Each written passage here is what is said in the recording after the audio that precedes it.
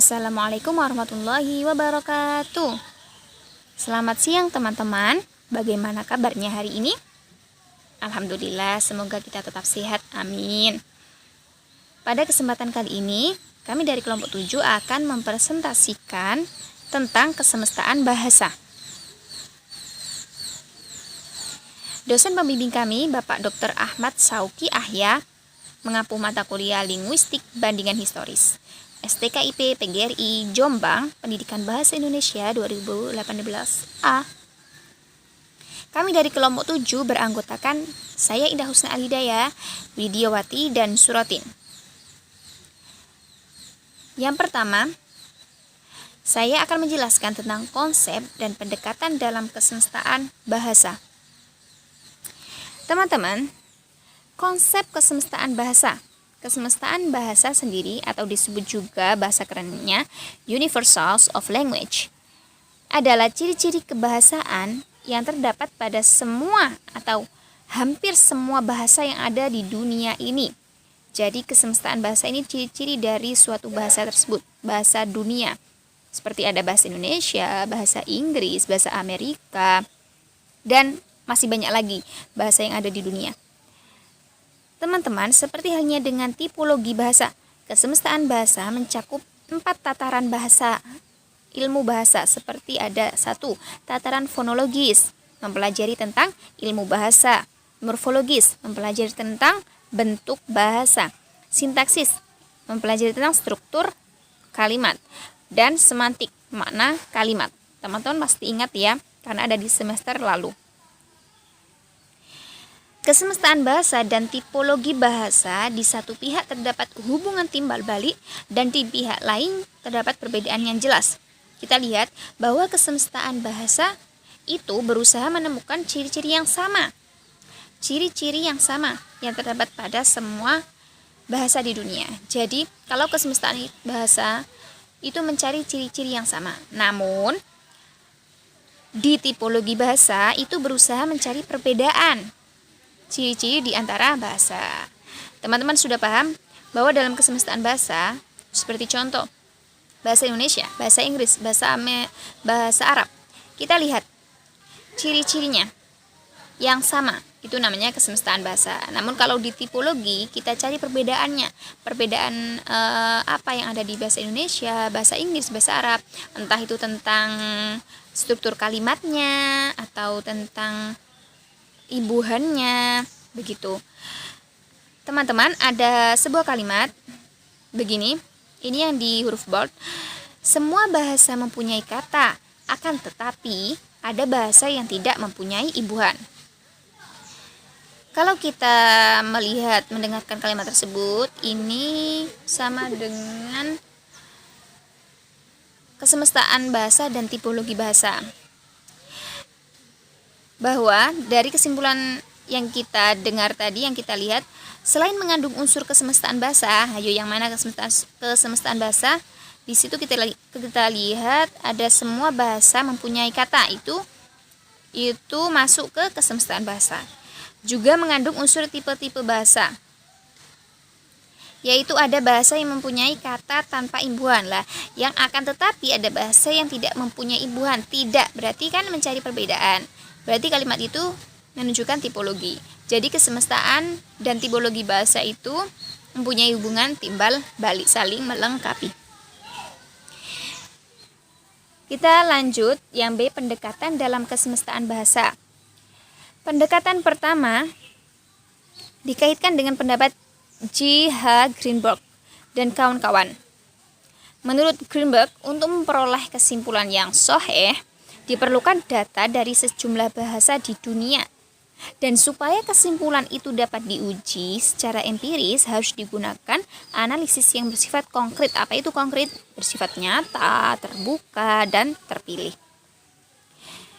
Jadi, ketika kita ingin melihat kesimpulan yang sahih, berarti kita harus mengumpulkan data-datanya, mengumpulkan bahasa dari sejumlah bahasa di dunia.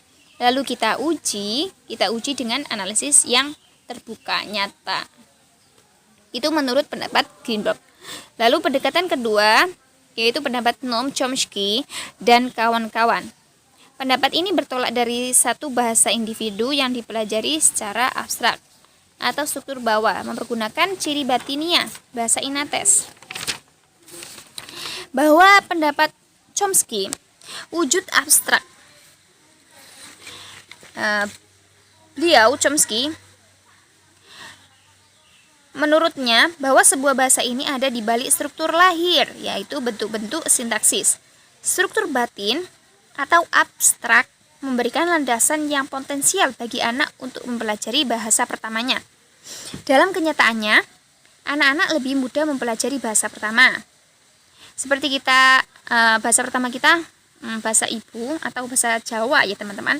Hal ini memberikan petunjuk bahwa struktur batin sudah diendapkan oleh anak sebelum ia melangkah ke struktur lahir atau tataran yang lebih konkret. Atas dasar prinsip linguistik batin atau abstrak inilah, maka Chomsky berpendapat bahwa analisis bahasa dapat dilakukan cukup hanya dengan mempelajari satu bahasa secara mendalam melalui analisis struktur abstrak atau struktur batin dari bahasa itu. Begitu menurut Chomsky. Kedua pendekatan tersebut, Greenberg dan Chomsky, masing-masing punya alasan yang kuat didasarkan atas 3 kriteria, yaitu ada 1 basis data, 2 tingkat analisis, dan 3 sebab terjadinya kesemestaan. Yang pertama, basis data, ada 2 alasan kuat pendekatan Greenberg yang didasarkan pada basis data. 1. Suatu kesemestaan adalah suatu generalisasi. Yang kedua, walaupun basis data harus diambil dari semua bahasa di dunia, pada praktiknya hal itu tidak mungkin dilakukan. Kenapa kok tidak mungkin, teman-teman? Karena 1, ada bahasa yang sudah mati dan tidak meninggalkan catatan tertulis. Yang kedua, ada bahasa yang belum pernah dideskripsi. Dan yang terakhir, jumlah bahasa di dunia cukup banyak. Oleh karena itu, yang dimaksud dengan bahasa seluruh dunia ini menurut Greenberg adalah bahasa yang diambil dari sampel-sampel terpilih dari kerabat-kerabat bahasa di dunia yang representatif. Menurut Alan Bell, bahasa di dunia dikelompokkan menjadi 478 kelompok yang terdiri dari 16 rumun bahasa, teman-teman. Banyak sekali. Sedangkan Chomsky berpendapat bahwa dalam analisis bahasa terdapat 2 tataran, yaitu ada lahir dan batin. Kalau Chomsky itu wujud abstrak, struktur batin sebuah bahasa ini ada di balik struktur lahir, yaitu bentuk-bentuk sintaksis. Struktur batin atau abstrak memberikan landasan yang potensial bagi anak untuk belajar bahasa. Yang tadi ya teman-teman, bahwa Chomsky itu melihat bahwa bahasa pertama itu sebagai landasan itu sudah cukup. Seperti kita, bahasa pertama kita bahasa ibu yaitu bahasa Jawa. Yang kedua ada tingkat analisis. Tingkat analisis Greenberg cenderung menggunakan analisis bahasa yang bersifat konkret, nyata, terbuka. Meskipun juga Greenberg ini menggunakan analisis abstrak, sedangkan Chomsky menggunakan analisis abstrak. Yang ketiga, sebab terjadinya kesemestaan. Ada dasar monogesis, ada faktor batin, dan dasar fungsional dan pragmatik. Yang pertama, dasar monogesis. Apa itu? Yaitu semua bahasa di dunia berkembang dari satu bahasa nenek moyang yang sama, atau bahasa proto-dunia. Kelemahan dari dasar ini adalah tidak dapat diuji secara empiris dan terlalu spekulatif. Yang kedua ada faktor batin. Ini faktor batin masalah tentang kejiwaan, psikologi. Ada kesemestaan bahasa tertentu yang dapat dikaitkan dengan aspek psikologi kognitif manusia, yaitu beberapa hierarki frasa nominal yang memiliki relevansi dengan generasi lintas bahasa.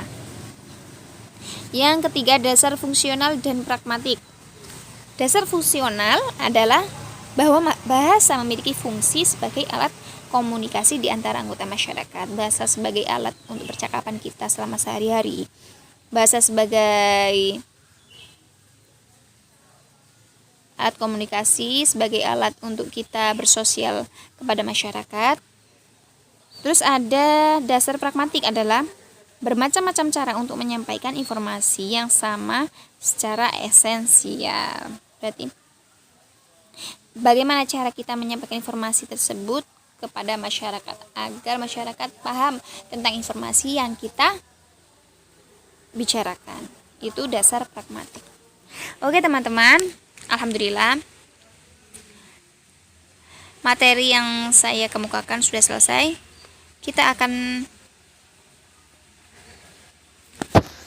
berlanjut ke bab selanjutnya, yaitu tentang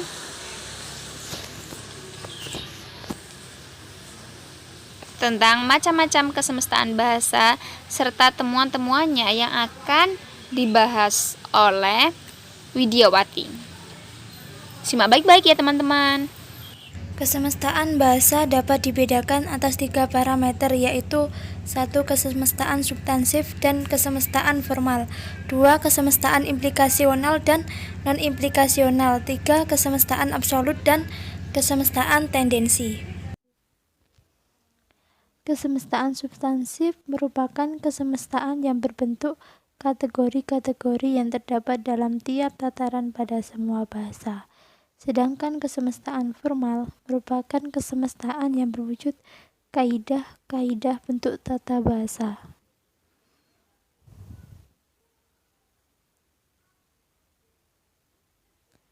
Contoh kesemestaan substansif. Dalam tataran fonologi terdapat kesemestaan substansif.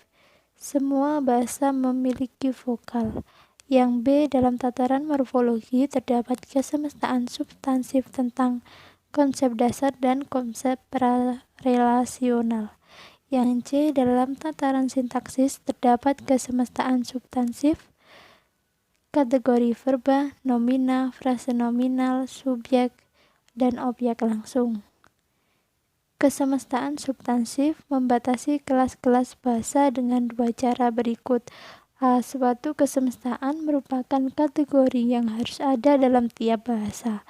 Misalnya, vokal merupakan suatu peluang yang paling baik. Y, perangkat kesemestaan substansif yang terdapat di dalam suatu wilayah tertentu mungkin menunjukkan suatu perangkat kaidah kalau dilihat secara bersama-sama pada wilayah semua bahasa. Yang kedua, kesemestaan implikasional dan kesemestaan non-implikasional. Kesemestaan implikasional secara sederhana dapat dibatasi sebagai kesemestaan yang merupakan kesimpulan dari hasil penalaran atas kehadiran ciri lain yang dianggap sebagai ciri standar. Pada umumnya, kesemestaan implikasional dirumuskan sebagai jika P maka Hi. Sebagai contoh, kesemestaan implikasional adalah jika sebuah bahasa memiliki urutan dasar FSO, maka ia memiliki preposisi. Dari kaidah jika P maka Hi, secara logis dapat diturunkan 4 peluang kombinasi parameter berikut ini. A. P dan Hi, B. P dan non-Hi, C. Non-P dan Hi, D. Non-P dan non-Hi. Dengan mempergunakan urutan dasar FSO, maka kaidah jika P maka Hi itu benar. Akan dihasilkan 3 peluang yang benar, yaitu 1, 3, dan 4. Kemudian kesemestaan non-implikasi adalah kesemestaan yang bertalian langsung dengan ada tidaknya ciri-ciri tertentu dalam bahasa tanpa mengaitkannya dengan ciri-ciri lain dalam bahasa. Pernyataan bahwa semua bahasa memiliki vokal oral secara absolut dengan tidak mengaitkannya dengan topik apapun merupakan suatu kesemestaan bahasa yang bersifat non-implikasional. Kemudian yang ketiga, kesemestaan absolut dan kesemestaan tendensi. Kesemestaan absolut adalah kesemestaan tanpa kecuali. Parameter lain mengenai kesemestaan bahasa adalah kesemestaan absolut dan kesemestaan tendensi.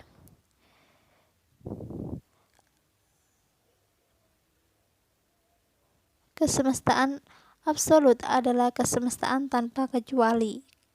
Kemudian kesemestaan tendensi adalah kesemestaan yang mencerminkan keadaan terbanyak di samping masih mengakui adanya perkecualian. Apabila kedua kesemestaan ini dikorelasikan dengan kesemestaan yang lain, maka akan diperoleh kesemestaan absolut yang implikasional dan kesemestaan absolut yang non-implikasional.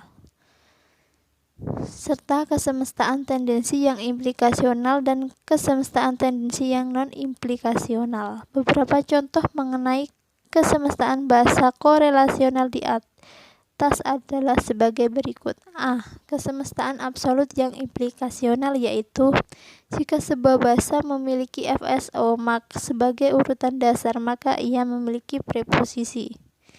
B. Kesemestaan tendensi yang non-implikasional, yaitu hampir semua bahasa memiliki konsonan nasal.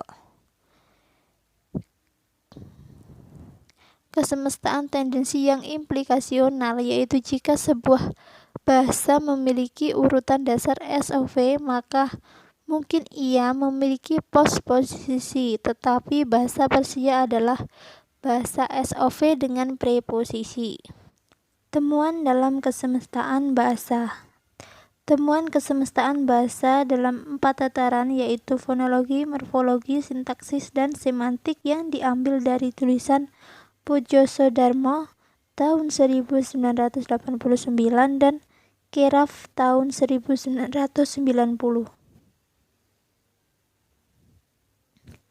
Temuan kesemestaan bahasa berkaitan dengan aturan fonologi. A. Mempunyai 3 komponen yang bekerja sama membentuk kata, yaitu berupa butir atau berupa fonem, vokal, dan konsonan. Kemudian organisasi urutan dan unsur suprasegmental.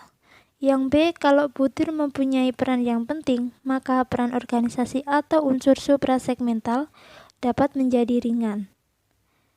Kalau unsur suprasegmental sangat berperan, maka kedua komponen lainnya mempunyai peran yang ringan.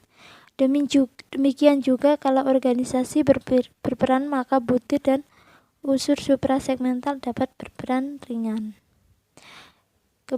Kemudian C. Dalam membentuk kata-kata yang wujudnya berbeda-beda, masing-masing komponen itu menggunakan butir atau pola yang bersifat membedakan atau distintif. Kemudian D.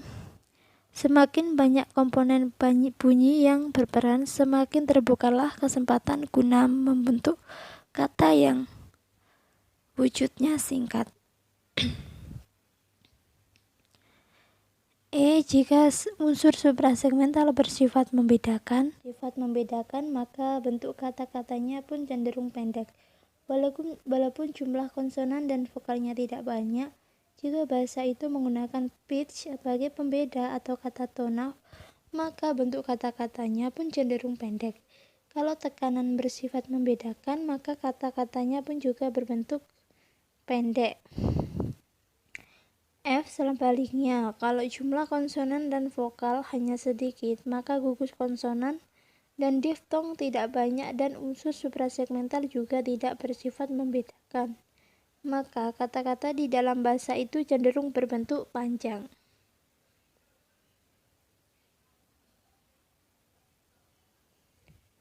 Kemudian, temuan kesemestaan bahasa berkaitan dengan aturan morfologi.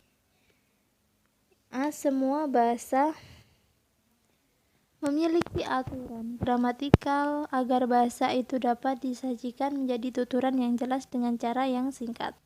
Yang B. Semua bahasa baik yang primitif maupun modern mempunyai sarana gramatika yang lengkap dan semuanya bekerja secara efisien. Yang C. Komponen gramatika atau sarana gramatika bahasa itu mencakup butir kata dengan atau tanpa imbuhan, organisasi atau urutan, dan unsur suprasegmental atau lagu. D. Ketiga komponen gramatika itu bekerja sama bahu-membahu, merupakan sistem yang lengkap tetapi tidak berlebihan. E. Dalam perkembangannya, salah satu dari ketiga komponen itu boleh menambahi perbendaharaannya demi kejelasan pesan atau karena pengaruh keadaan tertentu. Akan tetapi, boleh juga mengurangi perbendaharaannya kalau sekiranya kejelasan penyampaian pesan itu ternyata berlebihan. F. Setiap perubahan dari salah atau ketiga komponen gramatika itu tentulah akan diikuti oleh perubahan lain pada komponen lainnya. Penyesuaian atau rearrangement semacam ini mengarah pada prinsip kerja agar Gramatika itu tetap dapat menjamin efisiensi kerja bahasa. Semua bahasa tentu mempunyai butir linguistik atau kata. Akan tetapi ada bahasa yang tidak mempunyai imbuhan. Kata itu ada dua macam, yaitu kata bermakna atau contents word dan kata tugas functional words atau grammatical words. Yang kemudian kata bermakna meliputi kata benda atau nomina, kata kerja atau verba, kata sifat atau adjektif, kata bilangan atau numeral, dan kata ganti atau pronomina, dan kata keterangan atau adverbia. Yang kata tugas meliputi preposisi, konjungsi, dan artikel. Temuan kesemestaan bahasa berkaitan dengan aturan sintaksis. Dalam kalimat berita dan dengan subjek dan objek nominal, urutan yang dominan adalah subjek mendahului objek. Dalam bahasa-bahasa dengan preposisi genetif, hampir selalu mengikuti kata benda penguasa. Yang bahasa-bahasa dengan urutan dominan FSO selalu bersifat proposisional. Jika sebuah bahasa memiliki urutan dominan soft dan genetifnya mengikuti kata benda penguasa, maka adjektifnya juga akan mengikuti kata benda. Kemudian yang keempat, temuan kesemestaan bahasa berkaitan dengan aturan semantik. Contoh-contoh temuan kesemestaan bahasa berkaitan dengan aturan semantik adalah berikut ini. Semua bahasa memiliki prinsip efisiensi, yaitu dapat dipahami secara perlambangan arti. 1. Pada jenis unsur bahasa yang dapat dipakai untuk melambangi arti. 2. Pada panjang pendeknya lambang yang dipakai untuk melambangi arti.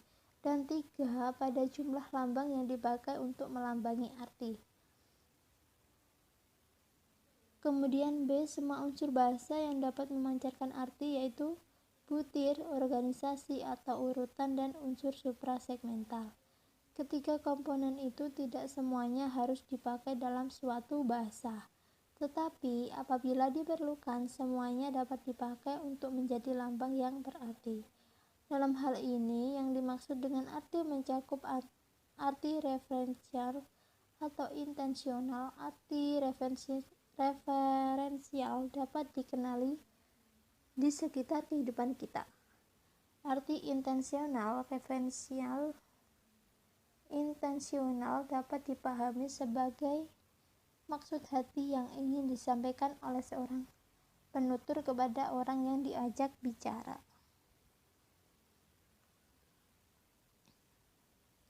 Butir yang dapat melambangi arti adalah frasa, kalimat, wacana, bahkan fonem. Organisasi yang terbalik-balik, yang mengandung elipsis, yang berulang-ulang, yang memuat alih kode adalah urutan yang dapat melambangi arti. Lagu bicara yang berupa tekanan, pemanjangan, yang diucapkan dengan keras, lemah lembut, nada tinggi, yang terhenti-henti, dan semuanya dapat memancarkan arti. Kemudian D. Sesuai dengan prinsip efisiensi, maka setiap bentuk yang berbeda akan melambangi arti yang berbeda pula.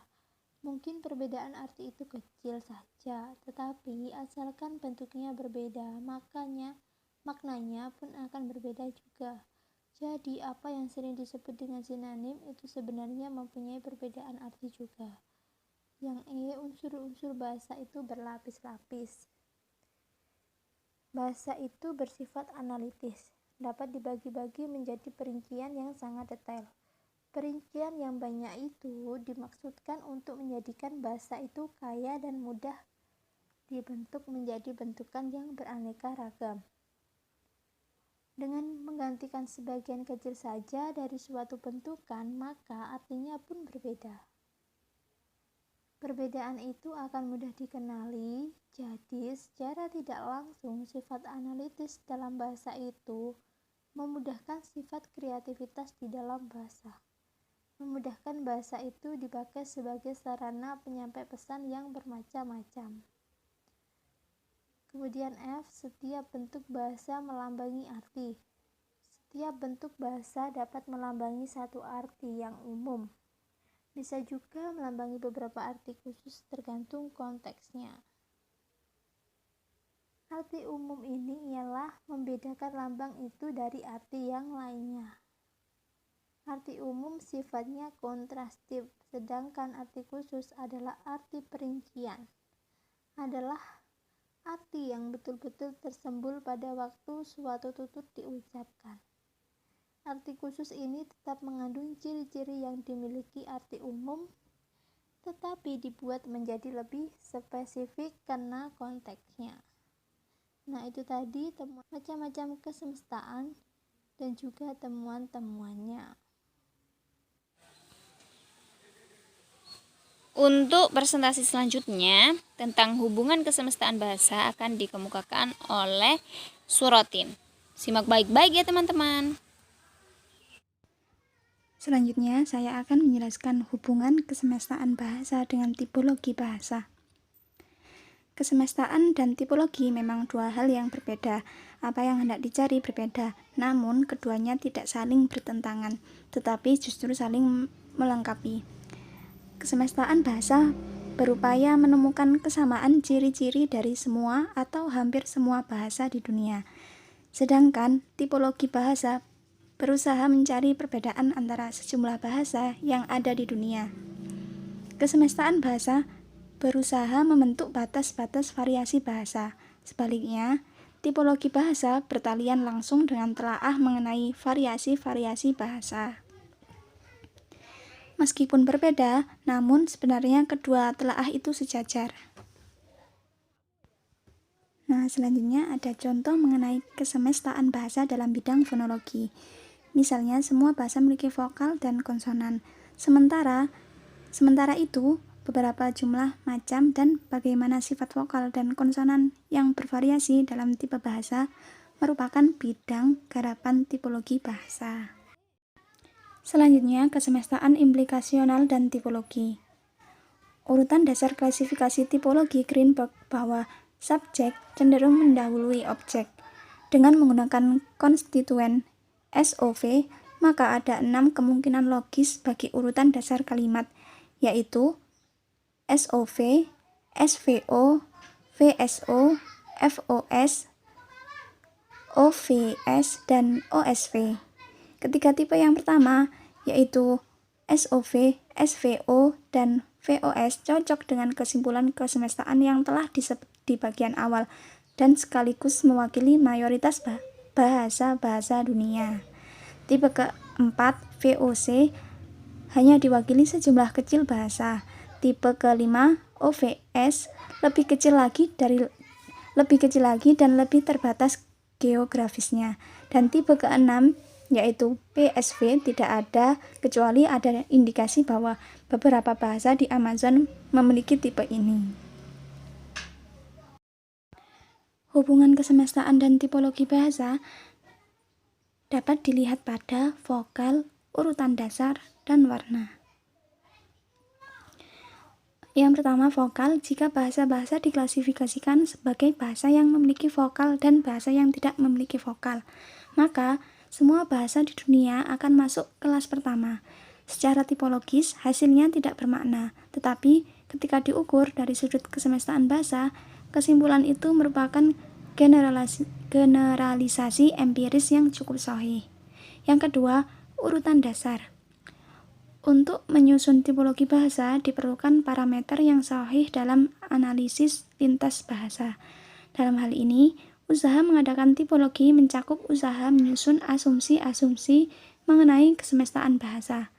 Dalam hubungan dengan urutan dasar, Greenberg merumuskan dua buah hipotesis, yaitu semua bahasa memiliki urutan dasar.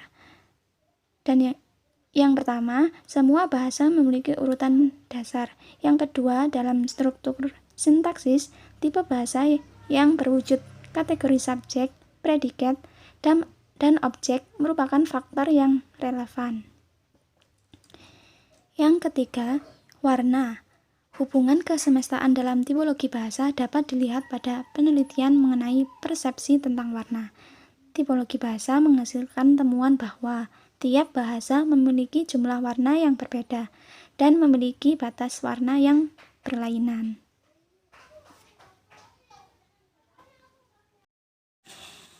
Alhamdulillah, presentasi pada siang hari ini sudah selesai. Kami dari kelompok 7. Mohon maaf apabila ada kata yang salah. Semoga presentasi hari ini bermanfaat untuk teman-teman dan kami berterima kasih kepada teman-teman sudah menyimak dengan baik. Akhir kata, wassalamualaikum warahmatullahi wabarakatuh.